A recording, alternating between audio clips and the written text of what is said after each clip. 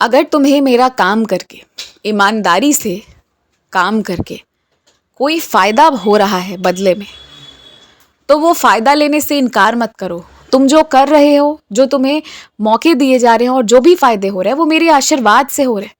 जब तुम अपने तरफ से ईमानदार हो, किसी का हक नहीं ले रहे, कुछ गलत नहीं कर रहे, उसके बाद जब कोई अच्छा मौका तुम्हारे पास आ रहा है तो सिर्फ ये सोचकर मना कर देना कि ये तो साई की सेवा के दौरान आई थी तो मैं इसे नहीं स्वीकार कर सकता, ये गलत होगा। ऐसा मत करो।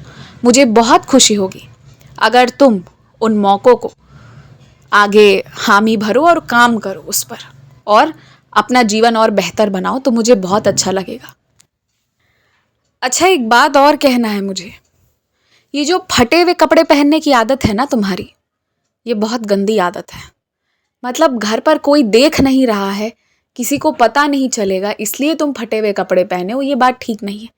इतनी भी किल्लत नहीं है धन की कि तुम 2 जोड़े अच्छे कपड़े अपने लिए ले आओ। ऐसा नहीं है, बिल्कुल नहीं है।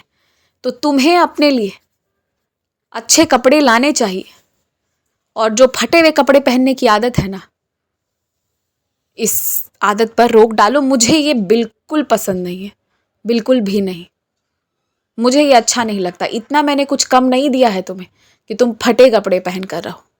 इस आदत को इसलिए सुधारना ज़रूरी है कि जैसे तुम मुझे कभी फटे हुए वस्त्र नहीं पहना कर रखते ना, एक क्षण भी नहीं, तो जो मेरे लिए करते हो वही अपने लिए भी तो करो। और एक बात, कल बहुत खा लिया था तुमने बाहर का। बीते 1-2 दिनों में, विशेषकर कल भी बहुत कुछ खाया है तुमने बाहर का। तुम्हारी तबीयत भी बिगड़ रही थी इससे। तो अब इस पर एकदम रोकथाम कर देना। अब बाहर का नहीं खाना है। जितना खाना था, जितना जाना था, जो करना था वो कर लिया।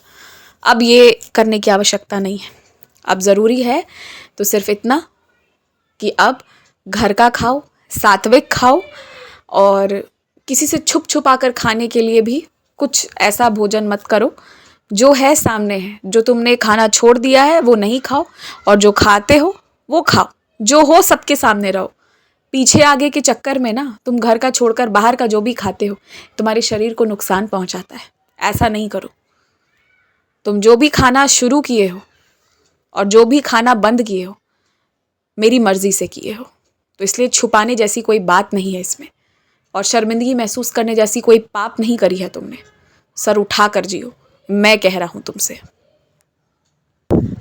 और तुम्हारे घर जब इतने सारे मेहमान आने वाले, भले 2 दिन 4 दिन के लिए आए, पर बहुत साल बाद आ रहे हैं ना, तो उनके लिए नए कपड़ों का इंतज़ाम कर लेना।